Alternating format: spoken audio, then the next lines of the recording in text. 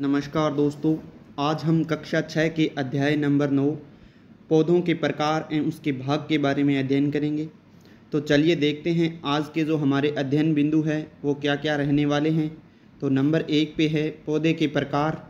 उसके आकार के आधार पर पौधे कैसे होते हैं, शाख होते हैं, झाड़ी होते हैं या वृक्ष या पेड़ होते हैं, इन तीनों को हम देखेंगे। नंबर 2 पे हम देखेंगे पौधों का वर्गीकरण उनकी आयु के आधार पे। फिर हम देखेंगे आरोहण के आधार पर पौधों के प्रकार और फिर पौधों के आवास। ये जो आज के हमारे मुख्य अध्ययन बिंदु है वो रहने वाले हैं। तो चलिए शुरू करते हैं। आपने घर या विद्यालय के समीप किसी बगीचे का भ्रमण किया होगा। वहाँ आपने किस प्रकार के पौधे देखे हैं? क्या सभी पौधे बहुत बड़े थे? क्या सभी पौधे अत्यंत छोटे थे? क्या कुछ पौधे आपकी लंबाई के बराबर के थे? तो इस प्रकार हमने कहीं पे भ्रमण किया होता है तो हम वहाँ अपने आसपास क्या देखते हैं कि कुछ जो पौधे हैं वो क्या होते हैं, बड़े होते हैं, कुछ छोटे होते हैं और कुछ बहुत ही विशाल वृक्ष के रूप में होते हैं। तो पौधों के प्रकार या उसके आधार पे हम उसका वर्गीकरण है वो देखने वाले हैं। बगीचे में कई प्रकार के पौधे उगाए जाते हैं जिसमें कई पौधे अत्यंत छोटे, कुछ मध्यम आकार के व कुछ बड़े वृक्ष होते हैं। आइए बगीचे में उपस्थित इन पौधों का अवलोकन कर शिक्षक की सहायता से निम्न सारणी को भरने का प्रयास करें। तो ये तो जो सारणी है कि किस प्रकार के पौधे होते हैं, छोटे होते हैं, बड़े होते हैं, इनको आप देख सकते हैं कि घास के समान अत्यंत छोटे पौधे हैं, मध्य आकार के पौधे हैं, झाड़ीनुमा है, कांटे युक्त है, फूल वाले पौधे हैं, फल लगे हुए पौधे, जल में उगने वाले पौधे और लंबी पत्तियों वाले पौधे। इन पौधों के आप अलग अलग नाम हैं वो लिख सकते हैं। आगे हम देखते हैं कि सबसे छोटा पुष्पीय पौधा वो है जो कौन सा है, तो वो वुल्फिया का है। बहुत इम्पोर्टेंट है कि सबसे जो छोटा पुष्पीय पौधा है उसका क्या नाम है, वुल्फिया। मोटाई में सबसे बड़ा पेड़ जर्मन सेरेमन है। तो जो सबसे बड़ा है वो कौन सा हो गया, जर्मन सेरेमन हो गया, जिसका वैज्ञानिक नाम सिकोया डेंड्रोना गिगिनेटियम है, उसका वैज्ञानिक नाम हो गया ये। और लंबाई में सबसे लंबा पेड़ है वो यूकेलिप्टिस है, जिसको सफ़ेदा के नाम से जाना जाता है। तो ये अपनों ने यहाँ पे 3 महत्वपूर्ण जानकारी देखी है। नंबर 1 पे क्या है कि सबसे छोटा पुष्पीय पौधा है वो कौन सा है, वुल्फिया का है। सबसे बड़ा पेड़ है वो कौन सा है, तो जर्मन सेरेमन का पेड़ है वो सबसे बड़ा है। और सबसे लंबा पूछ ले तो जो सफ़ेदा का वृक्ष है वो क्या है, सबसे लंबा है। आपने जाना कि विश्व में कई प्रकार के पौधे होते हैं, कुछ बहुत छोटे, कुछ बहुत बड़े। किसी में सफ़ेद फूल लगते हैं तो किसी में लाल, पीले या अन्य रंगों के फूल लगते हैं। कुछ पौधे कांटेदार होते हैं तो कुछ कांटों के विहीन होते हैं। ऐसे कई विविधताओं से युक्त अपना यह पादप जगत है। तो हमने क्या देखते हैं कि कुछ पेड़ होते हैं, कुछ वृक्ष होते हैं, इस प्रकार से अलग अलग होते हैं, कोई छोटा कोई बड़ा, किसी के अलग अलग प्रकार के फूल लगते हैं, किसी में कांटे पाए जाते हैं, किसी में कांटे नहीं पाए जाते। आइए यह समझने का प्रयास करते हैं कि पौधों के आकार के आधार पर कितने भागों में बांटा जाता है एवं वैज्ञानिक की भाषा में इन्हें किन किन नामों से जाना जाता है। पौधों को उनके आकार के आधार पर मुख्य रूप से 3 भागों में बांटा जाता है। तो आकार के आधार पर है जो इनको कितने भागों में बांटा जा सकता है, तो 3। नंबर 1 पे है शाक यानी हर्ब, नंबर 2 पे है शूप या जाड़ी यानी श्रब, और नंबर 3 पे है वृक्ष अर्थात ट्री, जो काफ़ी बड़े होते हैं या पेड़ के रूप में जिन्हें हम देखते हैं। तो आज हम वृक्ष के बारे में अध्ययन कर रहे हैं। अगर आप चैनल पे पहली बार विजिट कर रहे हैं तो प्लीज़ चैनल को सब्सक्राइब जरूर करें, इस वीडियो को अपने दोस्तों तक जरूर शेयर करें। चलिए शुरू करते हैं आगे। नंबर 1 पे है शाक, हर्ब। हर्ब क्या होता है, कम ऊंचाई के पौधे होते हैं ये। एक तो हमारे घरों में पाए जाने वाले पवित्र तुलसी का पौधा एवं दवा के रूप में कई बीमारियों के लिए प्रयुक्त होने वाला हल्दी शाक ही है। तो शाक के 2 एग्जाम्पल आप याद रखेंगे। नंबर 1 पे है तुलसी, नंबर 2 पे हल्दी। इन पौधों की ऊंचाई बहुत कम यानी 1 मीटर से भी कम होती है। इनके तने का रंग भी हरा होता है। ये कम ऊंचाई के पौधे अत्यंत कोमल होते हैं और इन्हें आसानी से मोड़ा जा सकता है, जैसे गेहूँ, चावल, तुलसी, हल्दी, मिर्च, टमाटर आदि। ये सभी किसके एग्जाम्पल हो गए, शाक या हर्ब के एग्जाम्पल हो गए। नंबर 2 पे हम देखते हैं शूप या झाड़ी। शूप या झाड़ी को क्या बोलते हैं, श्रब। शूप छोटे व मध्य आकार के काष्ठीय पौधे हैं जिनकी ऊंचाई लगभग 6 मीटर से कम होती है। 1 मीटर से तो इनकी लंबाई ज़्यादा होती है। और 6 मीटर से इनकी लंबाई कम होती है। इनके तने का रंग सामान्यतः भूरा होता है। इनमें मुख्य तने के निचले भाग से कई शाखाएं निकलती है। इनका तना प्राय कठोर होता है, जैसे मेहंदी हो गया, गुलाब हो गया, बेर हो गया और केर हो गया। ये चारों जो पौधे हैं, मेहंदी का हो गया, गुलाब का, बेर का और केर का, ये किसके एग्जाम्पल है? तो शूप या झाड़ी के एग्जाम्पल है।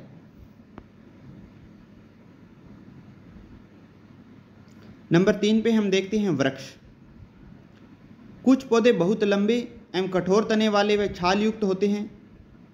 इनके तने से कई शाखाएं सामान्यतः ऊपरी हिस्सों से निकलती है, जैसे आम, नीम, बरगद, पीपल आदि। तो ये जो बड़े वृक्ष है इनको आप आसानी से समझ सकते हैं। कौन कौन से हो गए? तो आम हो गया, नीम, बरगद, पीपल हो गया आदि क्या है? ये वृक्ष के उदाहरण हैं। और जो केर है वो किसका उदाहरण है? तो केर एक शाक का ही उदाहरण है। गुलाब है वो भी शाक का उदाहरण है। आगे हम कुछ सामान्य बातें हैं उनको देखते हैं कि क्या सभी पौधे की उम्र एक समान होती है? क्या कुछ पौधे अल्पजीव एवं कुछ दीर्घजीवी होते हैं? आइए हम इसके बारे में जानने का प्रयास करते हैं। आपने घर या विद्यालय के आसपास किसी खेत में कार्य कर रहे किसान से निम्न बिंदुओं पर चर्चा कीजिए। खेत में वर्तमान में कौन सी फसल उगाई गई है? इस फसल को कब बोया जाता है? इस फसल में खाद्यान्न या फल कब प्राप्त होते हैं?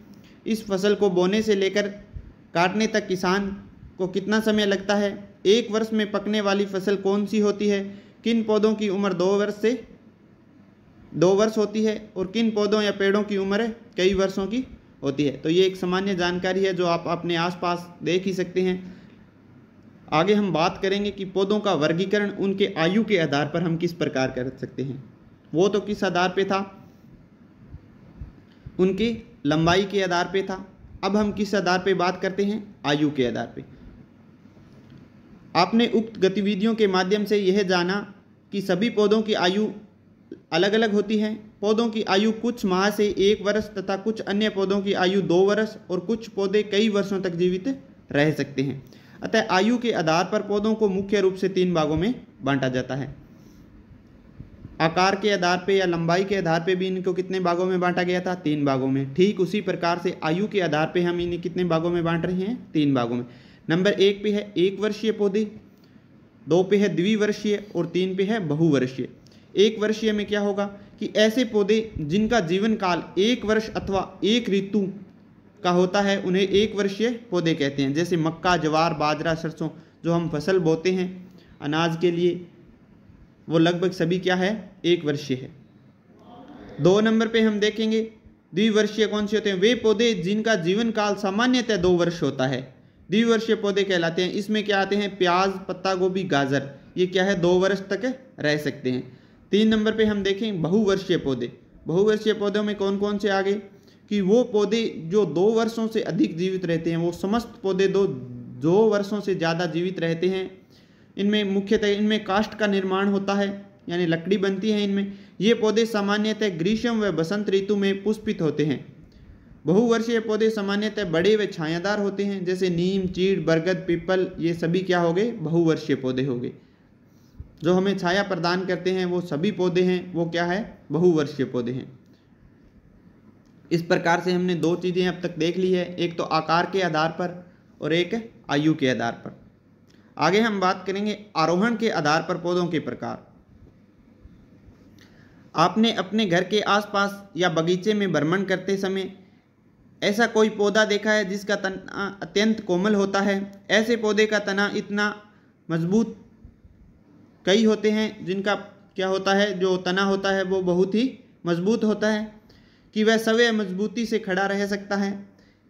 क्या ऐसे पौधों को किसी सहारे की आवश्यकता होती है? प्रकृति में कई पौधे ऐसे होते हैं जिनका तना अत्यंत कमजोर होता है, अतः उन्हें खड़े रहने या उद्रव वृद्धि करने के लिए किसी सहारे की आवश्यकता होती है। वे पौधे सहारे की मदद से आरोहण करते हैं। आरोहण के आधार पर पौधे 2 प्रकार के होते हैं। यहाँ हम क्या देखेंगे कि ऐसे पौधे, एक तो ऐसे पौधे होते हैं जिनको सहारे की आवश्यकता होती है, उसके बिना वह नहीं आगे वृद्धि कर पाते। नंबर 2 पे हम क्या देखेंगे? ऐसे पौधे जो अपने आप ही वृद्धि करते हैं, उनके लिए किसी भी प्रकार के सहारे की आवश्यकता नहीं होती है। नंबर 1 पे हम बात करें हैं आरोही पौधे यानी क्लाइंबर। आरोही वे पौधे होते हैं जिनमें पौधे को ऊपर चढ़ाने के लिए सहारे की आवश्यकता होती है। कुछ पौधों में दागेनुमा संरचना पाई जाती है। इन संरचनाओं को परतान कहते हैं। ये बहुत ही इंपॉर्टेंट है कि जो दागेनुमा संरचना पाई जाती है इन पौधों में उसे क्या कहते हैं। अगर थोड़ा सा भी डीप क्वेश्चन आता है तो परतान क्या है इसके बारे में पूछ सकता है। परतान यानी टेंड्रिल, इंग्लिश में इसका क्या नाम है, टेंड्रिल। आप दोनों ही नाम याद रखें।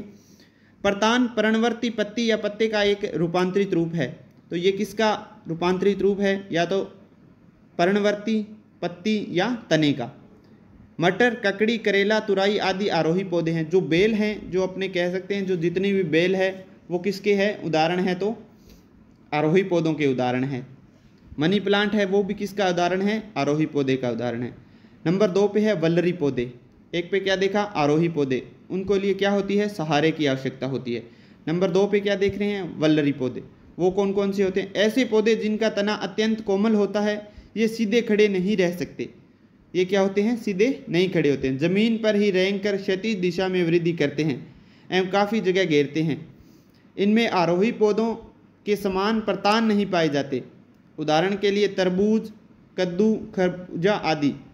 तो ये 2 प्रकार के थे। कौन कौन से थे, एक तो वल्लरी पौधे हो गए, नंबर 2 पे आरोही पौधे। आरोही पौधों में क्या था, इनमें क्या पाया जाता है, परतान पाया जाता है, जिसकी सहायता से ये क्या है, ऊपर की ओर वृद्धि कर सकते हैं किसी सहारे की सहायता से।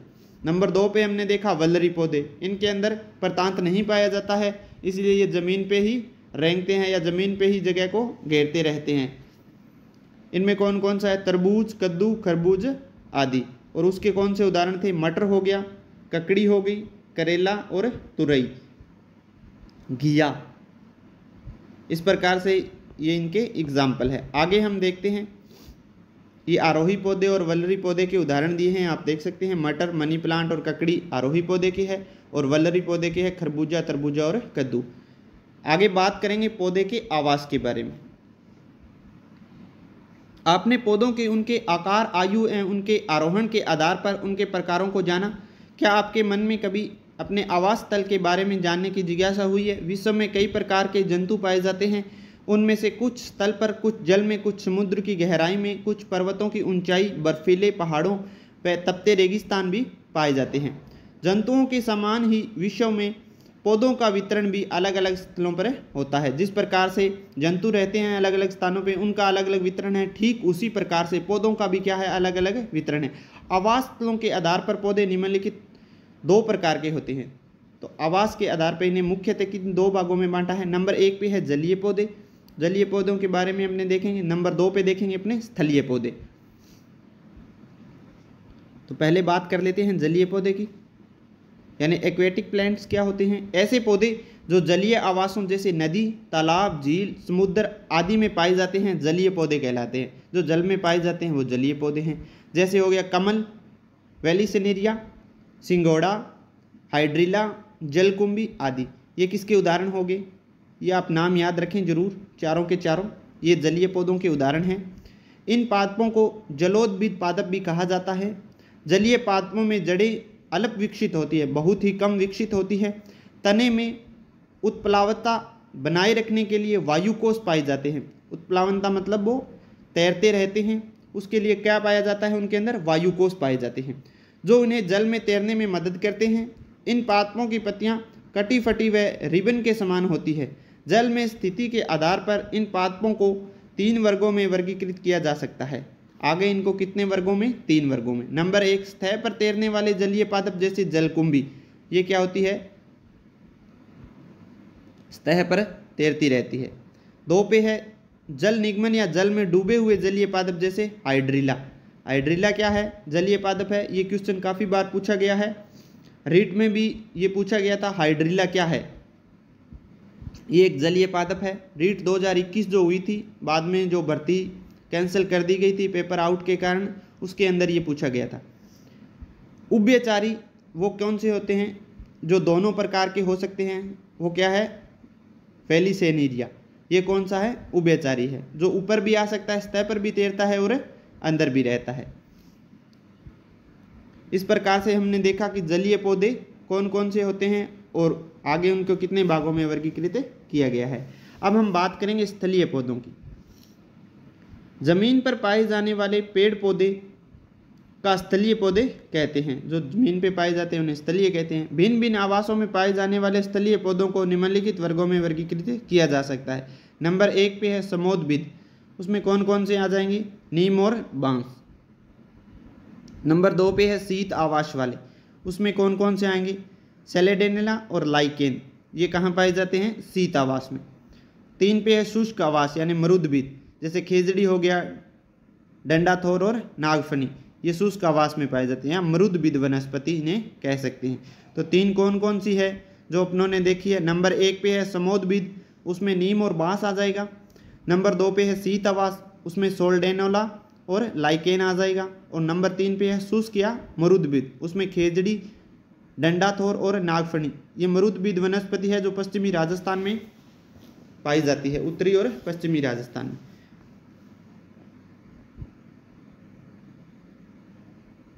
आगे हम बात करेंगे कि कौन से पौधे हैं जिन्हें पुष्पी पौधे कहते हैं। तो ऐसे पौधे जिनमें पुष्प पाए जाते हैं उन्हें पुष्पी पौधे कहते हैं, जैसे गुलाब, गुड़हल, गुलमोहर और अमलतास, ये किसके उदाहरण हैं? तो पुष्पीय पौधों के उदाहरण हैं। ऐसे पौधे जिनमें पुष्प नहीं पाए जाते उन्हें अपुष्पीय पादप कहते हैं, जैसे फरन, मास आदि, ये क्या हो गया? अपुष्पीय पादप हो गया। अब हम आगे बात करेंगे कि विभिन्न के जो पौधों के विभिन्न भाग हैं उनके क्या क्या कार्य रहने वाले हैं। नंबर 1 पे हम बात करेंगे कि पौधों के प्रमुख भाग जड़, तना, पत्ती और पुष्प है। तो जो 4 मुख्य भाग है वो कौन कौन से हैं? नंबर 1 पे है जड़, तना हो गया, पत्ती हो गया और पुष्प हो गया। पुष्प सभी में हो ये ज़रूरी नहीं है। पौधों के ये सभी भाग किसी विशेष कार्य को करने के लिए होते हैं। पौधों के ये भाग क्या कार्य करते हैं, आइए समझने का प्रयास करते हैं। पौधे का वह भाग जो जमीन के नीचे होता है वो जड़ कहलाता है। जमीन के ऊपर पौधे के कौन कौन से भाग पाए जाते हैं? तो कौन कौन सा हो गया? तना हो गया, पत्ती हो गया और पुष्प हो गया। पौधे का वह भाग जिसमें मुख्य रूप से गैसों का आदान प्रदान होता है वो क्या होता है? पत्ती होता है। वहाँ से क्या होता है? गैसों का आदान प्रदान होता है। अब हम बात करेंगे जड़ की।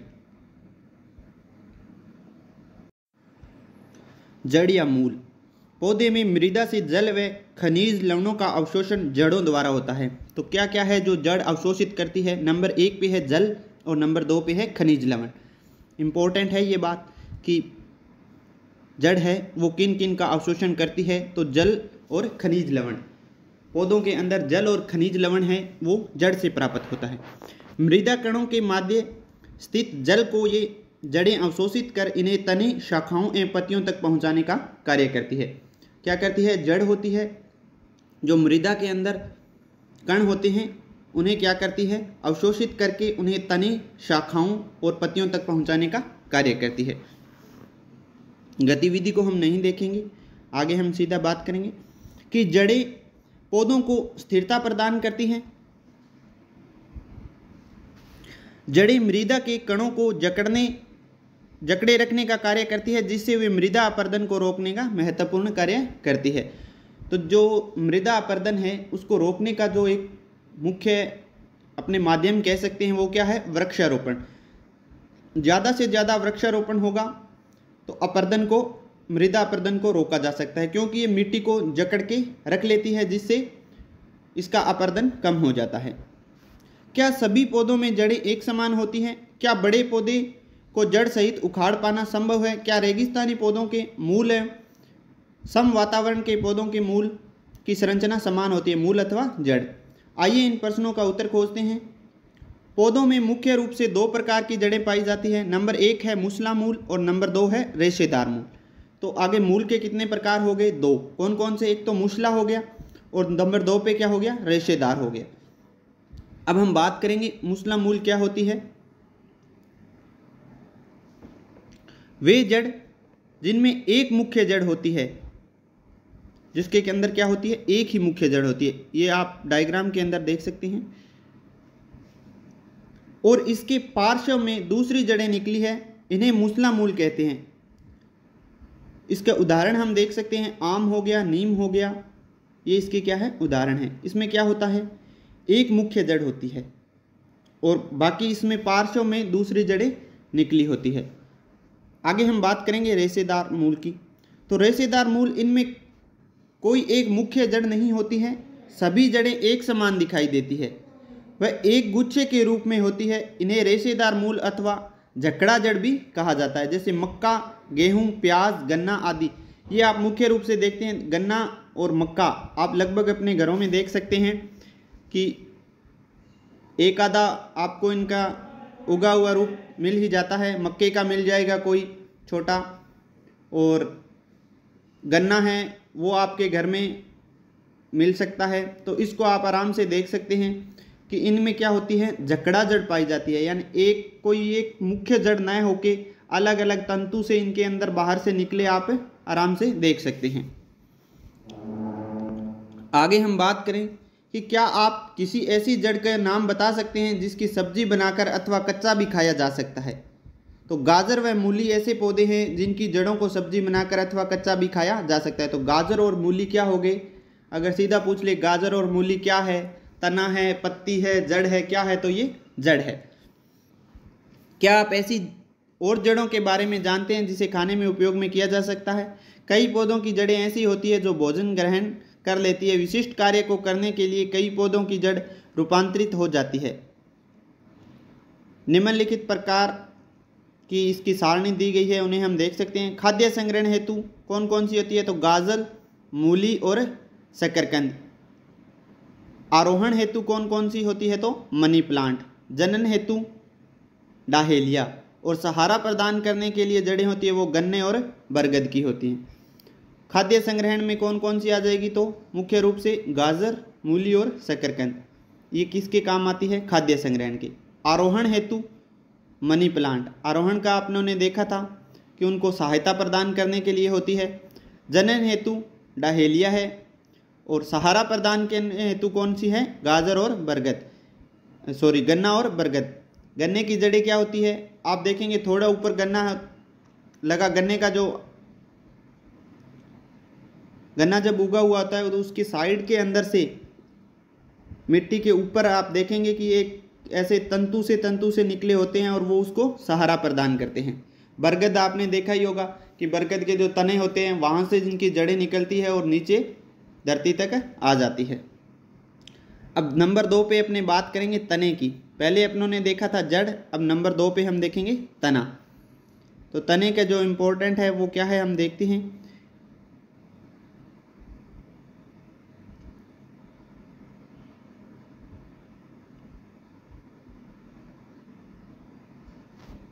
एक कांच का गिलास लीजिए एवं इसमें 1/3 जल भरकर लाल स्याही की कुछ बूंदें डालिए। एक कोलियस का सिकाई पौधा लीजिए और उसमें पत्ती का शाखा युक्त तने के आधार से काटकर गिलास में विलयन के किसी सहारे से सीधा खड़ा कर दीजिए। 24 घंटे बाद पौधे की शाखा और पत्तियों का अवलोकन कीजिए। अब इस शाखा को निकालकर तने के ब्लेड की सहायता से कुछ अनुप्रस्थ काट कीजिए। अनुप्रस्थ काट को स्लाइड पर रखकर ग्लिसरीन की एक बूंद डालिए और उस पर कवर स्लिप रखकर सूक्ष्मदर्शी द्वारा अवलोकन कीजिए। आप पाएंगे कि पौधे की शाखा व पत्तियों में कुछ लाल रंग आ जाता है। अनुप्रस्थ काट को सूक्ष्मदर्शी में देखने पर उसमें स्पष्ट लाल रंग की वहनियाँ नजर आती है। ये किस कारण होता है, तो ये क्या है कि इस आधार पर हम कह सकते हैं कि तनों का मुख्य कार्य जड़ों द्वारा अवशोषित जल व खनिज लवणों को संवहन कर उसे पौधों के विभिन्न वायवीय भागों तक पहुंचाना है। उसके अलावा तने में कुछ और महत्वपूर्ण कार्य भी है जो निम्नलिखित है। तो तने का जो महत्वपूर्ण कार्य क्या है कि जो जड़ से जड़ें जो अवशोषित करती है, चाहे वो जल करे चाहे वो खनिज लवण करे, उनको क्या है कहाँ तक पहुँचाना, यानी पत्तियों तक पहुँचाना, अन्य शाखाओं तक है उनको पहुँचाना। इसका क्या कार्य है, मुख्य कार्य है। यानी जल और खनिज लवण का संवहन कौन करता है, उन्हें एक स्थान से दूसरे स्थान तक कौन पहुँचाता है, तो तना। पत्तियां, फूल, फल आदि धारण करना, पत्तियों में निर्मित भोजन पदार्थ का संचय करना, हरे तने में उपस्थित क्लोरोफिल द्वारा प्रकाश संश्लेषण कर भोजन पदार्थ बनाना। जैसे शतावरी का ये है, जो शतावरी का पौधा है वो इस प्रकार से कार्य करता है। मरुस्थलीय पौधों में जल संग्रहण कर उसे अनुकूलित करना, जैसे थूर का वृक्ष आप देख सकते हैं। तो ये इसके मुख्य कार्य है, कौन कौन से हो गए? एक तो खनिज लवणों और जल का संवहन करना, पत्तियों, फूल, फल आदि धारण करना, पत्तियों में निर्मित भोजन पदार्थ का संचय करना, हरे तने में उपस्थित क्लोरोफिल द्वारा प्रकाश संश्लेषण कर भोजन पदार्थ बनाना, और मरुस्थलीय पौधों में जल संग्रहण कर उसे अनुकूलित करना। तो मरुस्थलीय पौधा कौन सा है? थूर कौन सा पौधा है? तो मरुस्थलीय पौधा है। अगर ये थोड़ा सा घुमा के प्रश्न पूछ लेता है तो थूर किस प्रकार का वृक्ष है? तो ये मरुस्थलीय पौधे के रूप में देख सकते हैं। कायिक जनन करना, जैसे कायिक जनन का क्या मतलब है? इनमें किसी भी प्रकार की कोई बीज नहीं लगाया जाता है, इनके पौधे को ही काट कर दूसरी जगह लगा दिया जाता है, ये इनका कायिक जनन कहलाता है। जैसे गुलाब का कोई पेड़ है या वृक्ष है, उसको हम क्या करेंगे? वैसे गुलाब किस में आता है? तो शूप यानी झाड़ियों में आता है। अगर उसकी एक टहनी को हम काट के दूसरी जगह उसको लगा दें तो वो क्या हो जाता है? दूसरा पौधा बन जाता है। इसे क्या कहते हैं? कायिक जनन कहते हैं। आगे क्या है? तने का एक मुख्य कार्य और क्या है? सहारा प्रदान करना। जैसे पिलवान है, पिलवान के वृक्ष में क्या होता है? जो तना है वो क्या करता है? सहारा प्रदान करता है। जड़ों के समान ही क्या तने में भोजन संग्रहण होता है? तने की पौधे के विकास में क्या महत्वपूर्ण भूमिका है? आगे हम देखते हैं कि आलू, अदरक, हल्दी आदि भूमिगत तने के रूपांतरित हैं।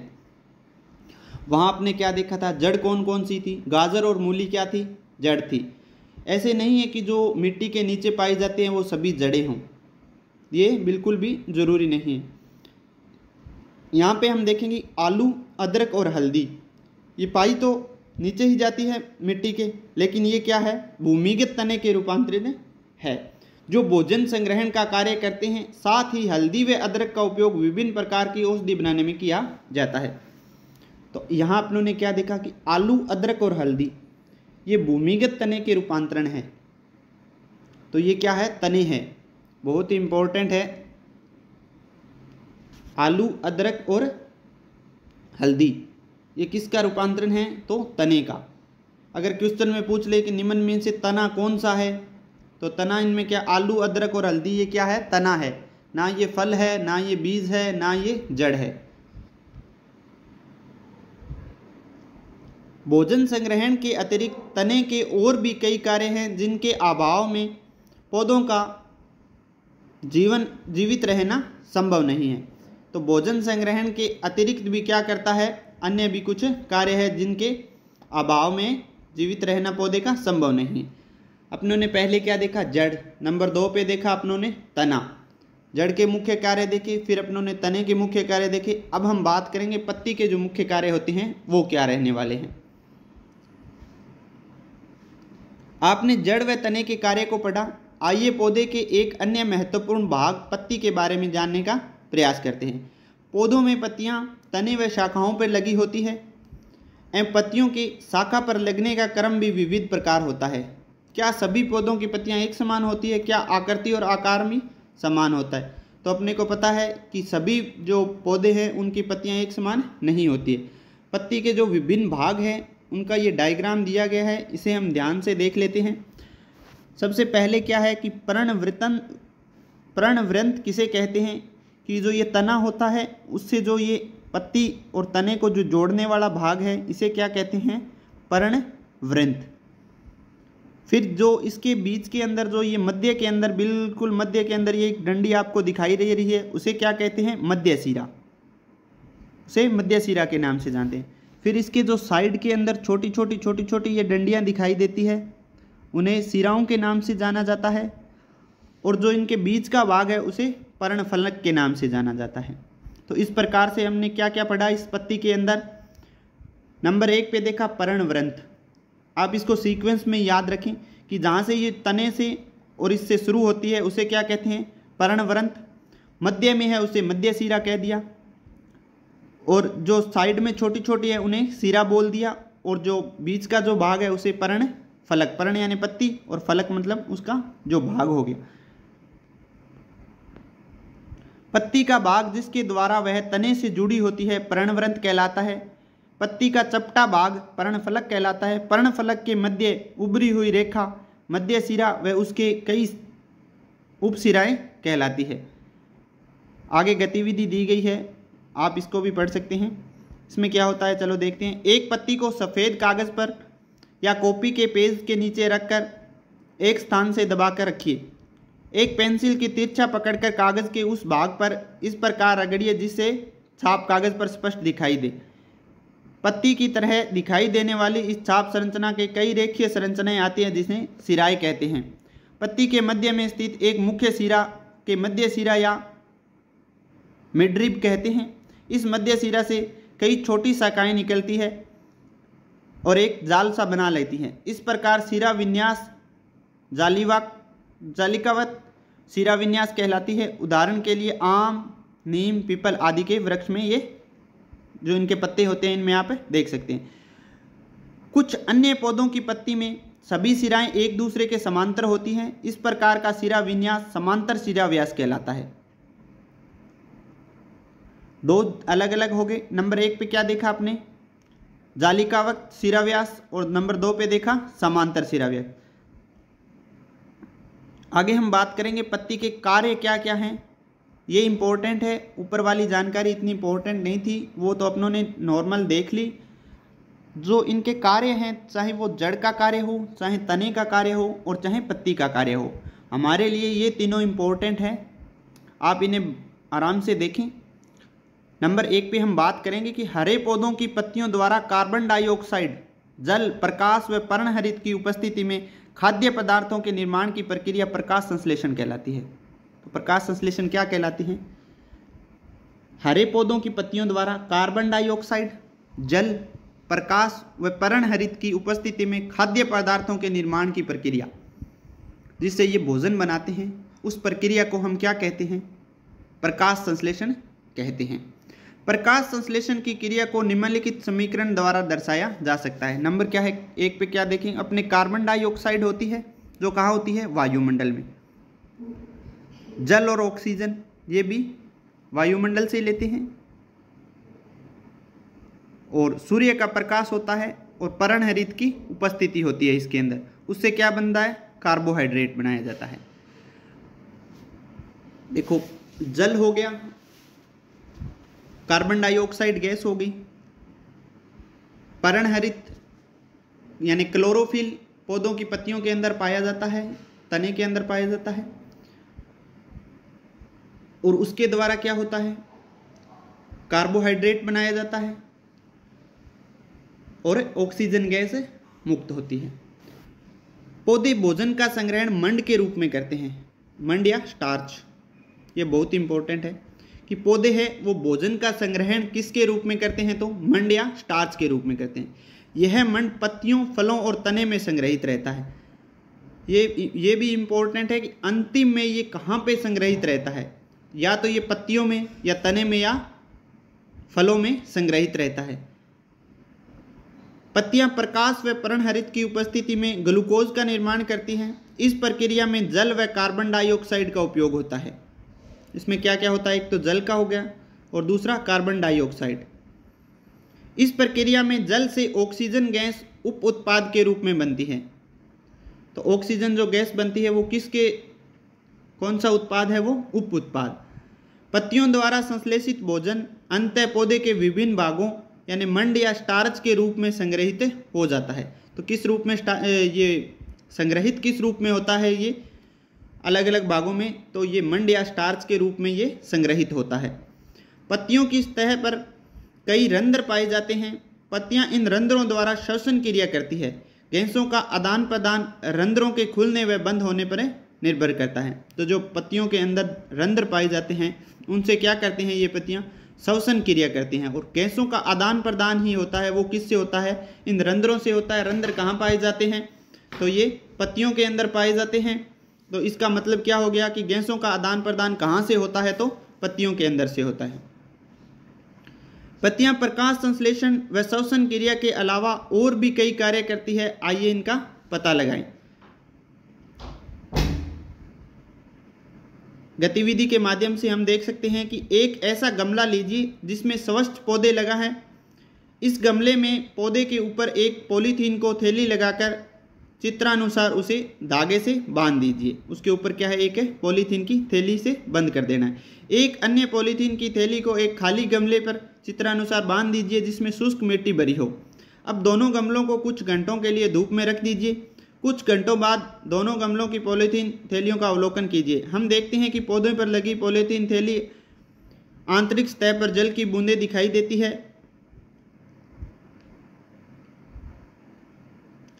अब ये देख सकते हैं कि दो अलग अलग क्या अपनों ने क्या ये गतिविधि की कि एक तो पौधे सहित गमला लिया, उसके ऊपर एक पॉलीथीन की थैली लगा दी और उसे धूप में रख दिया। दूसरे हमने पौधा रहित लिया, इसके अंदर कोई पौधा नहीं है, और उसके ऊपर एक थैली लगा दी और इसको धूप में रख दिया।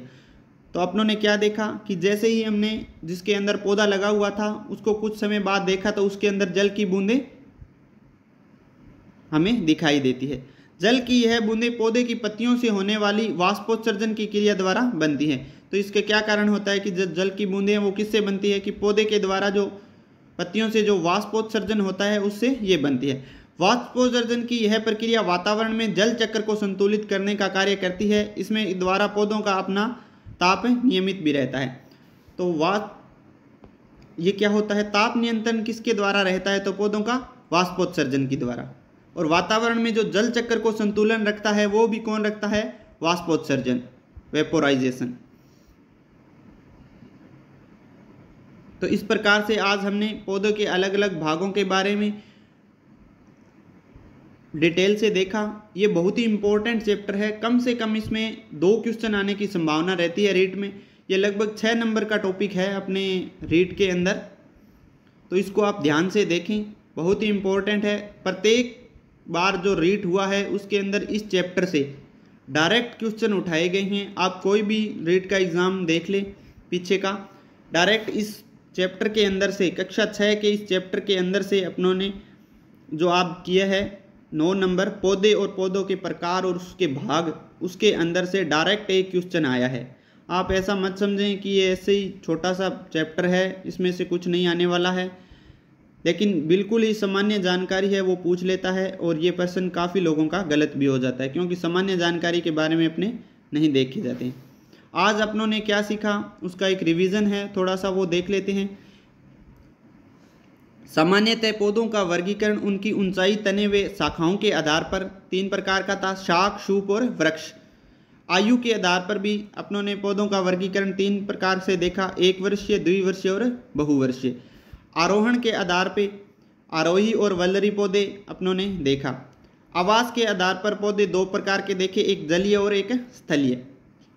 पुष्प के आधार पर पौधे वो देखे, एक जिसके अंदर पुष्प होता है और एक जिसके अंदर पुष्प नहीं होता है, उस पर पुष्पी और अपुष्पी पौधों में विभक्त किया। तने पर पत्तियां, पुष्प तथा फल पाए जाते हैं, ये बात अपनों ने देखी। पत्ती में मुख्यतः क्या होता है, पर्णफलक, पर्णवृत्त, शिराएं आदि पाई जाती है। पत्तियों में प्रकाश संश्लेषण, वाष्पोत्सर्जन व श्वसन क्रिया होती है। तो वाष्पोत्सर्जन, प्रकाश संश्लेषण और श्वसन ये किसके द्वारा होता है, तो पत्तियों के द्वारा। हरी पत्तियां सूर्य के प्रकाश में उपस्थित कार्बन डाइऑक्साइड व जल की सहायता से प्रकाश संश्लेषण की क्रिया द्वारा भोजन निर्माण करती है। पत्तियों में निर्मित खाद्य सामग्री तने के माध्यम से पौधों के विभिन्न भागों में संग्रहित होती है और किसके रूप में होती है, तो मंड या स्टार्च के रूप में। जड़ें मुख्यतः 2 प्रकार की होती है, मूसला या मूल, और नंबर 2 पे है रेशेदार या जकड़ा। मूसला मूल वो होती है जिसमें एक मूल होती है और बाकी उसकी शाखाएं निकली होती है, और जकड़ा में क्या होती है, इसमें कोई मूल नहीं होती है, छोटी छोटी अलग अलग शाखाएं निकली होती है। अभ्यास कार्य है, उसमें कुछ इंपॉर्टेंट क्वेश्चन है, इनको देख लेते हैं। निम्न में से एक द्विवर्षीय पौधा है वो बताना है। फिर आकार के आधार पर पौधे के कितने प्रकार हैं, जलीय पादप कौन सा है। बहुत ही आसान क्वेश्चन है ये। इस क्वेश्चन में आप थोड़ा सा दिमाग लगा सकते हैं कि प्याज का जो पौधा है ये द्विवर्षीय है। आकार के आधार पे अपनों ने देखा था 3, और जलीय पादप कौन सा हो जाएगा इसमें, जलकुंभी। ये ज़्यादा इम्पोर्टेंट क्वेश्चन। आगे हम बात करें आकार के आधार पर पौधों को किस प्रकार से बांटा गया है। पत्तियां किसके द्वारा श्वसन करती है, आरोही पौधे कौन से होते हैं, जड़ के 2 प्रकार बताने हैं। तो इस प्रकार से आज अपनों ने ये चैप्टर देखा। अगर आपको ये वीडियो अच्छी लगे तो लाइक शेयर जरूर करें। धन्यवाद दोस्तों।